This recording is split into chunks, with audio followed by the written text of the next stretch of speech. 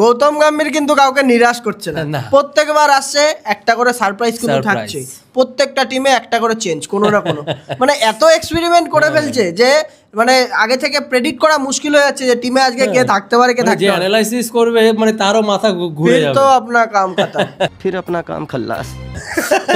যাই হোক, India south আফ্রিকার আজকে প্রথম দিন হয়ে গেল, এটাতে আমরা আসবো। তার আগে সব থেকে বড় যে নিউজগুলো আসছে সেটা হচ্ছে আইপিএল এর কিন্তু কনফার্ম ট্রেড কিন্তু হয়ে গেছে 3-4টে একদম, হ্যাঁ অলরেডি শুরু হয়ে গেছে, আর আজ মানে আর একদিন বাকি, তারপরে সবই জেনে যাওয়া যাবে, ঠিক আছে। কিন্তু ট্রেডগুলো কিন্তু 4টে ট্রেড এরকম আমরা আজকে আলোচনা করব, যেটা হচ্ছে অলরেডি হয়ে গেছে কনফার্ম।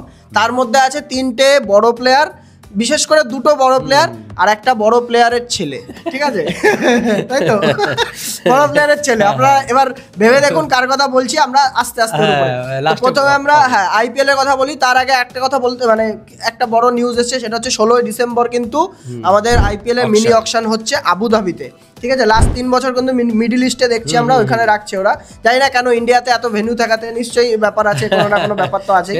আর হচ্ছে র্যাপিড ফায়ারের মতো বলছি আর কি। আর হচ্ছে কলকাতার কিন্তু হেড কোচ যে ছিল তোর চন্দ্রকান্ত পণ্ডিত, আর হচ্ছে তোর ভারতরুণকে বের করে দিয়েছিল, এখন শেন ওয়াটসনকে অ্যাসিস্ট্যান্ট কোচ হিসাবে সাইন করেছে, আর হচ্ছে টিম সাউদিকে বোলিং কোচ হিসাবে, তাহলে 4জন কোচ থাকলো, এরা 2জন, আর হচ্ছে তোর ব্রাভো, আর হচ্ছে হেড কোচ হচ্ছে অভিষেক নায়ার। কত বড় প্রমোশন ভাব তাহলে, হ্যাঁ একদম পুরো অ্যাসিস্ট্যান্ট কোচ থেকে আইপিএল এ গিয়ে পুরো হেড কোচ। তো যাই হোক, আমরা যদি এবার ট্রেডের নিউজের উপর আসি, টাইম ওয়েস্ট না করে, প্রথম যে ট্রেডটা আসছে সেটা হচ্ছে আনপপুলার থেকে বলছি আর কি, শেফরেন রাদারফোর্ড, জিটির সেই প্লেয়ারটা বড় বড় ক্রুশাল ইনিংস খেলেছে কিন্তু আগের বছর, ঠিক আছে, উঠতে পারেনি, হ্যাঁ বাহাতি ব্যাটসম্যান, ওয়েস্ট ইন্ডিয়ার পাওয়ার রয়েছে তার কাছে। তো শেফরেন রাদারফোর্ডকে অল ক্যাশ ডিলে চলে গেছে মুম্বাইতে 2.6 করোড়ে। মুম্বাই একটা সলিড প্লেয়ার পেলো, আর শেফরেন রাদারফোর্ড মিডল অর্ডারে খেলবেই, মিডল অর্ডারে খেলে, আবার যদি কথার কথা ওপেনও করতে পারে, ওপেনিং এর দরকার নেই না, ইয়ের কাছে রিকেলটন আছে, মুম্বাইয়ের জনি বেস্টকে রিটার্ন করছে ওরা, জনি বেস্টকে রিটার্ন করছে, আর উইল জ্যাক্সকে ছেড়ে দিচ্ছে, এটা যা শোনা যাচ্ছে, আমি কনফার্ম না বলে এখানে বলছি না, আমরা এখানে শুধু যেটা হয়ে গেছে সেই ট্রেড ডিলের কথাই বলছি, যেটা কনফার্ম সেটাই বলছি। তো শেফরেন রাদারফোর্ড মোটামুটি খেলবে মুম্বাইতে গিয়ে। আর সেকেন্ড যদি আমরা ডিলের কথা বলি, সেটা কিন্তু শার্দুল ঠাকুর, মাত্র 2 কোটি টাকায় মুম্বাই পেয়ে গেছে শার্দুল ঠাকুরকে, এলএসজি থেকে চলে গেছে। হ্যাঁ মানলাম শার্দুল ঠাকুরের একদিন মানে এক বছরের মধ্যে সেরকম একটা পারফরমেন্স ছিল না, কিন্তু শার্দুল ঠাকুর কিন্তু এই নিয়ে তার 7 নাম্বার টিম, এটা কিন্তু একটা মানে ভালো ফ্যাক্ট, 7 নাম্বার টিম মুম্বাইয়ের রঞ্জি ট্রফির রঞ্জি টিমের কিন্তু ক্যাপ্টেন শার্দুল ঠাকুর, কিন্তু মুম্বাইয়ের হয়ে এখনো অব্দি আইপিএল এ কোনোদিন খেলেনি, এই প্রথম কিন্তু মুম্বাইয়ের হয়ে খেলতে যাবে। এদিকে মুম্বাইয়ের তোর ইয়ের কিন্তু রঞ্জি টিমের কিন্তু ক্যাপ্টেন কিন্তু শার্দুল ঠাকুর। আর সব থেকে বড় যে ট্রেডটা হয়েছে সেটা হচ্ছে মোহাম্মদ শামির ট্রেড হয়েছে। মোহাম্মদ শামি ট্রেড রুমার্স অনেকদিন ধরে ঘুরছিল, হায়দ্রাবাদে সেরকম পারফরমেন্স করতে পারেনি। মোহাম্মদ শামি কিন্তু হায়দ্রাবাদ থেকে সোজা লখনৌ, মানে তার নিজস্ব শহরে চলে গেছে, মানে খেলেছে কলকাতার হয়ে, কিন্তু নিজের শহর কিন্তু মোহাম্মদ শামির লখনৌ, কিন্তু মানে এটা হচ্ছে বড় ট্রেড হতে চলেছে। হ্যাঁ এটা ট্রেড হয়ে গেছে, কনফার্ম ট্রেড, এই ভিডিওর মধ্যে এটাই আমরা আলোচনা করছি, এটা আমরা কোনো রুমার্স এর কথা বলছি না। তো মোহাম্মদ শামি ট্রেড হয়ে গেছে, বড় বড় আমরা 5টা ট্রেড দেখতে পারলাম, বড় বড় তার অল্প মানে 3টা অন্তত বড় বলা যেতে পারে, বড় বড় আরো আসছে, আমরা আপডেট করবো, আপনাদের অসুবিধা নেই। তো আরেকটা যেটা ট্রেড রয়েছে সেটা হচ্ছে আমাদের গডের ছেলে ভাইপোর কথা বলতে চাই, সেটা হচ্ছে অর্জুন তেন্ডুলকারের কথা বলছি। ওকে বাইরে ছেড়ে বড় হওয়ার জন্য ছেড়ে দিয়েছে আর কি, ঘরের থেকে মুম্বাই থেকে রিলিজ করে দিয়েছে, ট্রেড করে নিয়ে গেছে লখনৌতে মাত্র 30 লাখ টাকায়। ওর কাছে কিন্তু অনেক ব্যাপার, পকেট মানির ব্যাপার, পকেট মানিটা পাচ্ছে, মুম্বাইতে 20 লাখ পেতো না আগে। যাই হোক, এই 4টে মোটামুটি ডিল এখনো অব্দি হয়ে গেছে। এরপরে আরো কিছু কিছু নিউজ আসছে, সেটা আমরা অন্য ভিডিওতে নিয়ে আসবো, রুমার্সের ভিডিও না এটা, ঠিক আছে। তো এই 4টে কিন্তু কনফার্ম। তো এবার আমরা আসবো হচ্ছে ইন্ডিয়া সাউথ আফ্রিকার উপরে, যে ফার্স্ট ডে খেলা হয়েছে, অনেক কমপ্লেন আছে, অনেক কিছু আলোচনা করার আছে।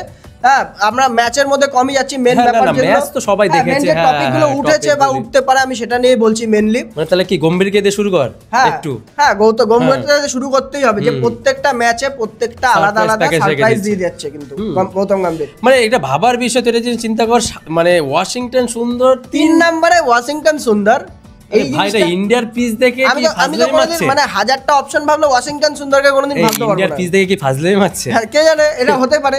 আর 4টে স্পিনার খেলিয়েছে আজকের টিমের মধ্যে, লাস্ট 2012-তে হয়েছিল রবীন্দ্র জাদেজা যখন ডেবিউ করেছিল যে ম্যাচটায়, সেই ম্যাচটায় খেলিয়েছিল 4টে স্পিনার, কোন কামে লাগে, প্রত্যেকটা স্পিনার আসছে 3 ওভার করে স্পেল দিচ্ছে।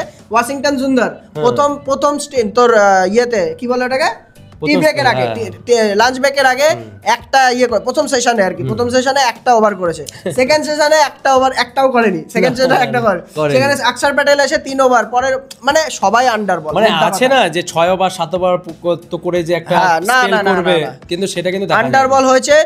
তবে আরেকটা যেটা সবথেকে বড় নিউজ উঠেছে সেটা হচ্ছে জাসপ্রীত বুমরা, আমাদের বুম বুম যে পাওয়ার কাকে বলে, যে অল টাইম গ্রেট, যে লেজেন্ড কেন হয়ে গেছে অলরেডি, 16 না 17 নম্বর 5 উইকেট, হ্যাঁ 5 উইকেট, 17 নম্বর 5 উইকেট, তাহলে আজকেও 5 উইকেট হলো। না তুই একটা জিনিস চিন্তা করেছিস, যেখানে তোর 62 না কত রানে একটাও ছিল না, হ্যাঁ ঠিক আছে, সেখানে 57 রানে একটাও ছিল না, আর 159 এর মধ্যে অল উইকেট। হ্যাঁ, আর আজকে বুমরাকে কিন্তু ভালোভাবে ইউজ করেছে, 6 মানে 7 ওভার স্পেল দিয়েছে, তারপরে 3 ওভার দিতে হলে কিন্তু উইকেটটা পেয়ে গেছে, মানে পরে আরো 2 ওভার করে দিয়েছে, নালে করাতো না, হ্যাঁ নালে করাতো না। আর সাই সুদর্শনের উপরে আমি একটু কথা বলতে চাই।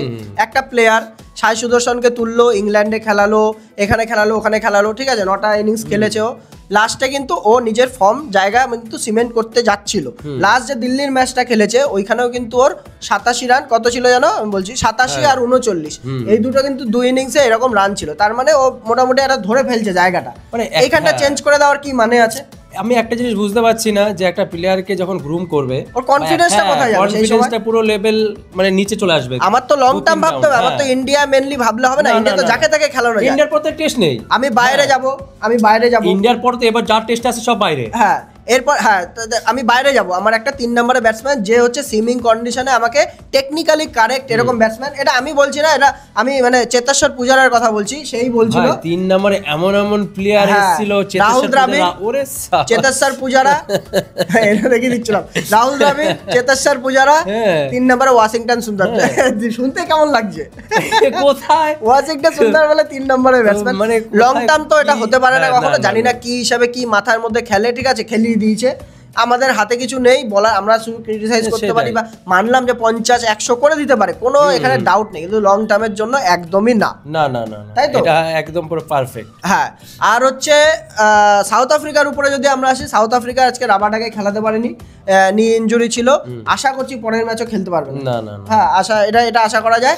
আর হচ্ছে তোর 2টো স্পিনার খেলিয়েছে সাউথ আফ্রিকা, হ্যাঁ এটা একটা একদম মানে ভুল করেছে। তার আগে একটা কথা বলে দিই যে পিচ, ইডেনের পিচ, যে আমরা পিচ নিয়ে একটু কনফিউজ ছিলাম, পিচ যা দেখা গেছে মোটামুটি 1-2-3 দিন, প্রথম 3 দিন মোটামুটি ভালো ব্যাটিং কন্ডিশনের পিচ রয়েছে, সেইখানে খেলতে পারেনি সেটা আলাদা ব্যাপার, লাস্টের 2-3 দিনে মানে 2-2.5 দিন কিন্তু একদম স্পিন হেভেন হতে চলেছে, কিন্তু এই পিচটা অলরেডি মাটি উঠতে দেখা গেছে, পিচের মধ্যে যাবে তো ভাই, 4টে স্পিনার খেলিয়েছে, লাস্টে গিয়ে মারপিট লাগবে, দেখবি কে কোন উইকেট তুলবে কটা, অত অবধি যাবে তো, যেখানে না ইন্ডিয়া যতটা পারবে এখন তো ব্যাট করবে, মোটামুটি ধর আমি যদি ভুল না থাকি 350-400 রান ইন্ডিয়া হয়তো করতে চলেছে, 400-450 রান তুই মিনিমাম ধর, হ্যাঁ 250-300 রানের গ্যাপ তো রাখবে, 250-300 গ্যাপ রাখলে মনে হয় না। আর এখানে ইন্ডিয়া এখন আমি যা দেখছি অ্যাটাকিং খেলছে, 300 রান হলেই কিন্তু ইন্ডিয়া ভাববে যে তো ডিক্লেয়ার করা, যদি উইকেট না পড়ে তো অল উইকেট, দেখা গেল আমাদের সব কথাই উল্টো পড়ে গেল, ইন্ডিয়া উইকেট পড়ে গেল, কিন্তু অত সহজে পড়বে না। সাউথ আফ্রিকা 2টো স্পিনার খেলিয়েছে, মুত্তুস্বামীকে খেলায়নি, মুত্তুস্বামী আসলে কিন্তু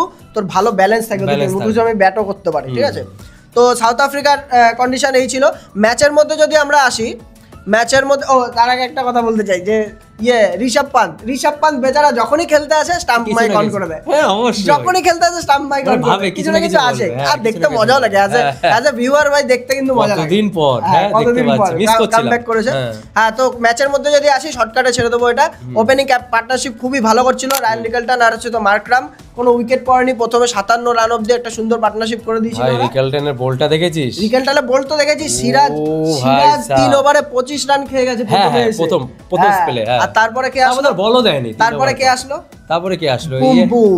বুম বুম ক্লাসিক দুটো ডিসমিসাল, ক্লাসিক বুমরা ডিসমিসাল, একদম বাউন্সের যে ক্যাচটা, বাউন্সও একটা ব্যাপার আছে, প্রথম একটা বল বাদ দিয়ে, একটা বল গড়িয়ে গেছিল, তাছাড়া বাদ দিয়ে ট্রু বাউন্স ছিল একদম পিচের মধ্যে, আমরা বলতেই পারবে না, ক্যাচটাও ভালো নিয়েছে, হ্যাঁ ক্যাচটাও ভালো নিয়েছে ঋষভ পান্ত। তারপরে ধ্রুব জুড়েলের এখানে নাম মেনশন করতে হবে, যে রিফ্লেক্সেস দেখিয়ে যে ও ক্যাচটা ধরলো, ওটা প্লাস আরেকটা বলও সেভ করেছে, হাতে আটকায়নি, তাই ওটা বড় কথা না।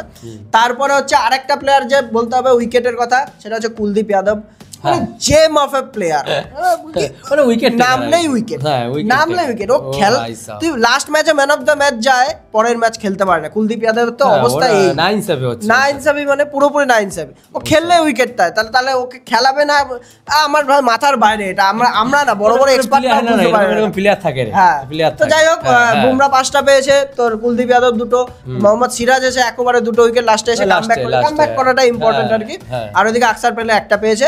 মোটামুটি এখন খেলা যা এসছে, রাতে যা দেখা যাচ্ছে লাস্টে 5টা অবধি খেলা চলবে না, 4:30-র মধ্যে আমাদের কলকাতার মধ্যে অন্ধকার হয়ে যাচ্ছে, তো ওই অবধি খেলা হবে। ঠিক আছে, ইডেনে এরকমই করেছে আজকে। হ্যাঁ, ইডেনে এরকমই হবে। 70-75 খেলাটা 9টা থেকে চালু করতে হতো। 70-75 ওভার হয়তো ম্যাচ হবে। হ্যাঁ, 75 ওভার ধরে রাখতে, 75 ওভার ম্যাচ হবে, 75 ওভার অবধি হতে পারে। কালকে হয়তো আরো তাড়াতাড়ি করতে পারে, হয়তো 80 ওভারে হলো, খুব জোর। আরেকটা ভালো জিনিস কিন্তু রিভার্স সুইং হচ্ছে। হ্যাঁ, রিভার্স সুইং কিন্তু আমরা তো বলেছিলাম ভিডিওতে আগে যে রিভার্স সুইং হবেই। আর বুমরার একটা ইয়র্কারেই বোঝা গেছে কেমন, তোর যখন উইকেটটা তুললো, বোল্ড একটা, হ্যাঁ বোল্ড ক্যাচ উইকেট, তারপরে যে রিভার্স সুইংটা হলো। যাই হোক, ওটা কথা না। তো ফার্স্ট ডে এরকমই গেছে, এই সামারি ছিল মোটামুটি। সেকেন্ড ডেতে দেখা যাক কি হয়, ইন্ডিয়া কত রান করে। আপনারা কমেন্ট করে জানান যে ইন্ডিয়া হাইয়েস্ট কত রান করতে পারে ফার্স্ট ইনিংসে, ইন্ডিয়ার ফার্স্ট ইনিংসে আর কি। তো এই ভিডিও ভালো লেগে থাকলে অবশ্যই লাইক করবেন, নো দ্য ড্রিল, সাবস্ক্রাইব করুন, বন্ধুদের সঙ্গে শেয়ার করুন এবং বেল আইকনটাকে অবশ্যই দাবাবেন, যাতে প্রত্যেকটা নোটিফিকেশন আপনারা সবার প্রথমে পেয়ে যান। তো আজকের মতো এইটুকুই, ভালো থাকবেন, সুস্থ থাকবেন, বাই।